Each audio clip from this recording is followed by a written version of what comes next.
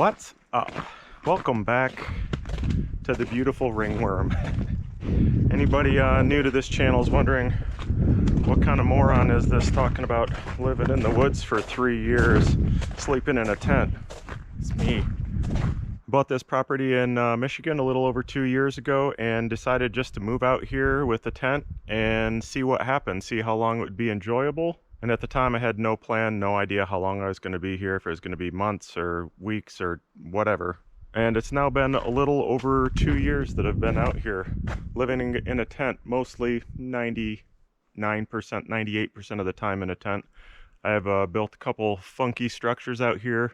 Everything is built with a chainsaw. All the lumber is made with a chainsaw mill. And I did recently finish a little tiny, less than 100 square foot cabin that I stayed in for a couple weeks in the middle of the winter, mostly just to try it out because it seemed like it would be a fun thing to do.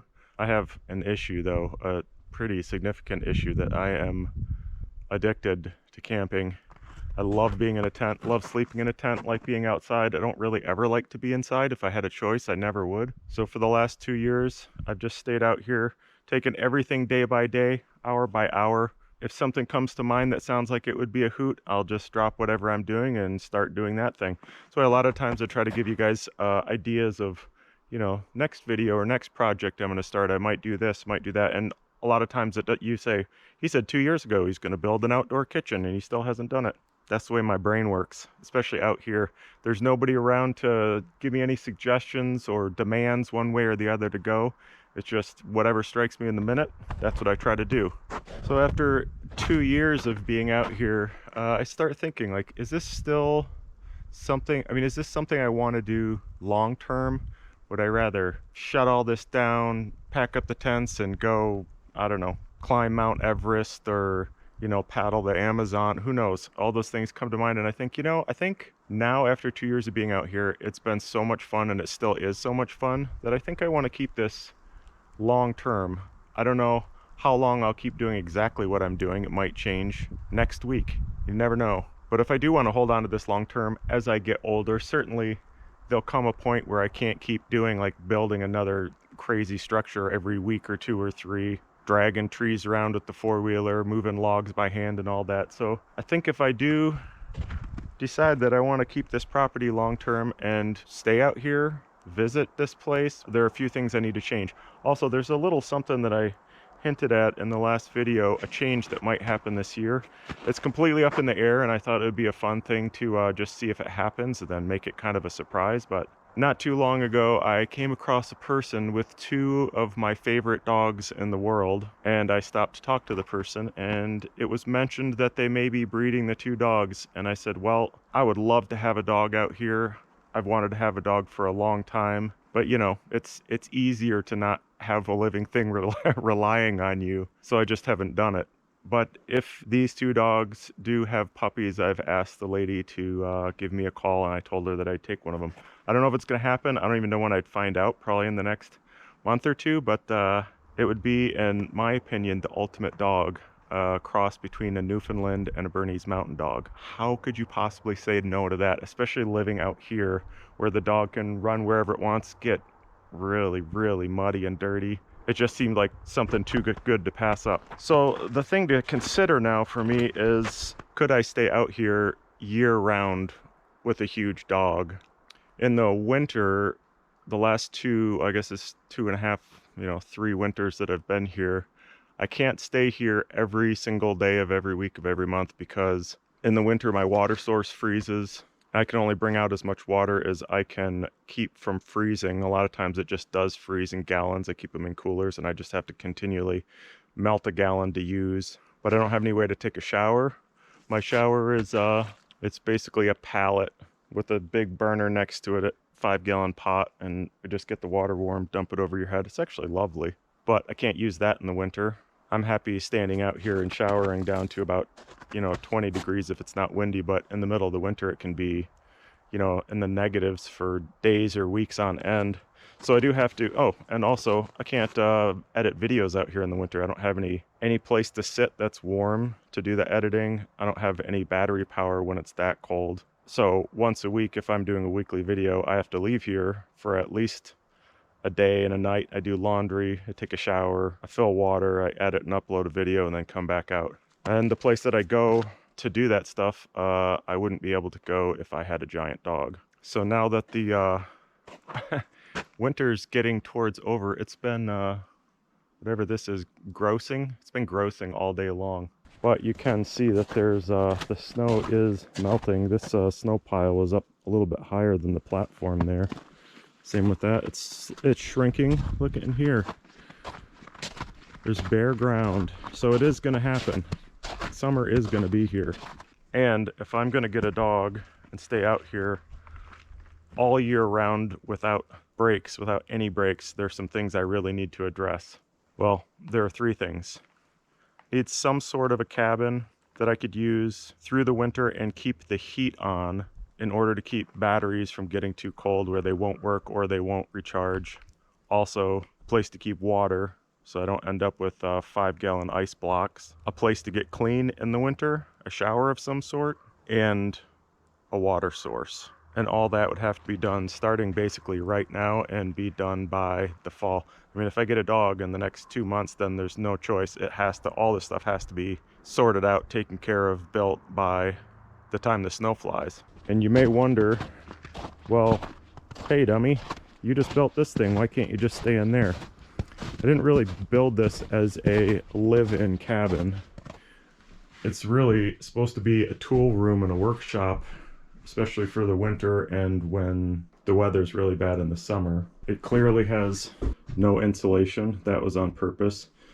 None of the outside of this is sealed. It's not even real siding on it. You're looking at the outside right there, cedar that I milled.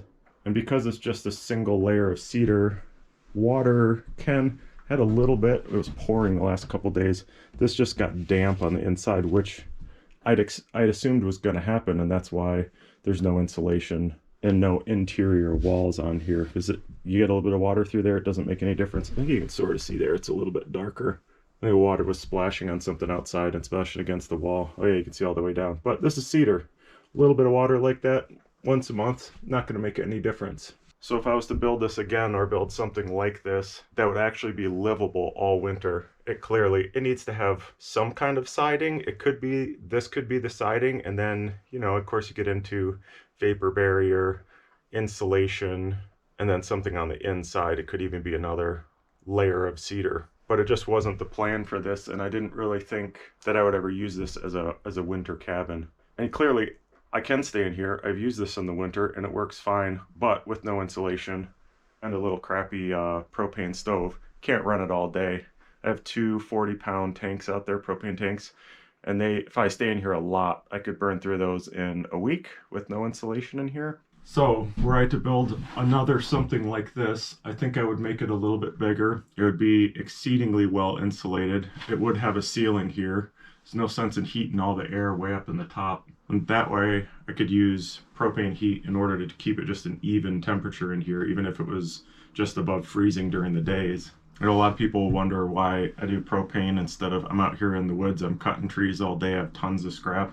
Cedar is just not a very good firewood, and I spend all day, every single day, building and shooting and doing fun stuff in the woods. I really don't have the energy at the end of the day to split wood out here in order to heat a place all winter long. Bottom line is just not interested in doing that. I like the freeness of a wood stove, but just for what I use it for, I'd rather have something just on simmer all day long. And as I come in and out, you can walk in, crank it up a little bit. You could eat lunch or something if it was a snowstorm. So yeah, a lot to think about with the cabin. I think this is a little less than 100 square feet. I think you can build up to 200 square feet without any permits. So I guess if I'm thinking, oh, I'm going to build something that I could use when I'm 75 years old, I might as well go up close to 200 square feet, you know, and then I could eventually have my walker and my rocking chair and my pipe collection and whatnot. Whole wall full of robes. So that's something to think about. Twice this size, it's twice the work, plus there'd be a ceiling in here. That's another, how many trees is that? If it was just this place, it'd be another, you know, 4 or 5 small cedar trees, plus an interior wall, which is doing this whole thing again with the chainsaw mill. And I know what you might be thinking. You're thinking, Ryan, you sound like you're kind of whining. You're bitching about what you got to do. Not at all. I'll do this into the foreseeable future because I love doing it. However, the amount of physical labor that's required, especially right after I finish this, I kind of can't get my brain around building another one with about 3 times the materials. But anyway, it doesn't have to be done now. Just so you know, that's something I got to think about. So again, propane heat that I can leave on all day on low, really good insulation so I don't just burn through propane. That allows me to keep batteries in here so that I can run my computer and keep water in here. And somewhere, maybe even a container up in the attic or something, I could pump water up and it would just keep it from freezing. I don't know. We'll figure that out. That's going to be a fun one to figure out. Number 2 is the shower. I'll show you what we got going on. For the regular viewers, please forgive me showing you stuff you've seen 11 times, but this is what I worked out for water here. We got I think they're 225-gallon tanks that used to have some kind of foodstuffs in them. You can get them pretty cheap. Stacked them up. Run a hose from the nozzle there out to the shower, which is not really set up right now because I haven't used it all winter, but it runs out here. Propane burner, 100-pound propane tank that lasts pretty much a whole year. And the water that fills those tanks comes from the runoff down here. I just checked this yesterday, and in the morning there was nothing running. By the afternoon it was gushing out of here. I think some ice must have let loose or some small earthen dam let go because it was really ripping. And the first year I was out here, this is where I got every drop of water. It was from this runoff. Every maybe month or two, I'd run a hose all the way from here back to the water tower and just top it up. Last year it was so dry that I think I filled the tank once from this, and the rest of the time had to go out to a lake and fill buckets and bring it. Wow, yeah, look at the water. So this is just a big, I don't think you'd call it a floodplain. I don't know what you call it. It's not super hilly around here, but this is the lowest spot and it's kind of marshy up there. So as long as there's some precipitation, it ends up running down here through this little plain, and there's a gully I dug from that side here. There's actually a video of cutting this all out of here, shoveling it all out if you guys want to watch that, from 2 years ago. And then I cut another little gully, and that just collects all the water from right here. And then I dug out a big pool we can dip buckets in. So this actually worked out really well. I mean, this is all the water you need to live out here. Pump it up into the tower, add a little bleach to it to kill the creepy crawlies, and then that goes to the shower. You shower with water like that, and if I drink it, it goes through a filter. It's actually really tasty water.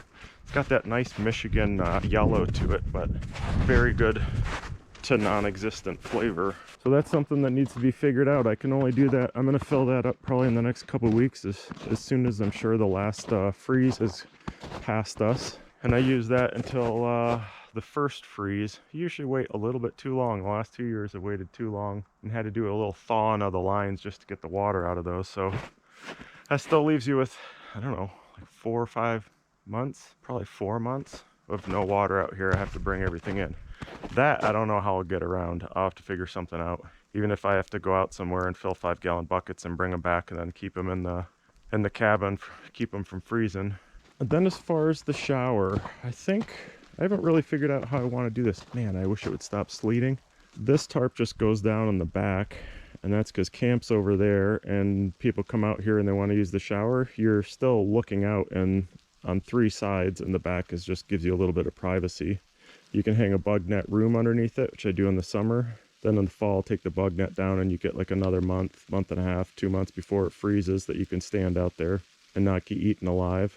So I kind of like to do this over again. I guess what I need is, in the winter, I need to be able to bring one of those little tiny buddy heaters out here, or leave it hooked up out here and run to a big propane tank. And then once every 2, 3, 4 days, maybe 6 weeks, you want to take a shower, you come out here, you know, a half an hour early, turn the heater on, let the little space warm up just a little bit, haul your water out here from the cabin, and wash your weekly funk off. So in order to use this in the winter, I'm thinking as small a space as possible, because you got to heat the area that'll fit you, your clothes, your towel, and the propane burner and bucket. So what would that be? Like a big phone booth, basically?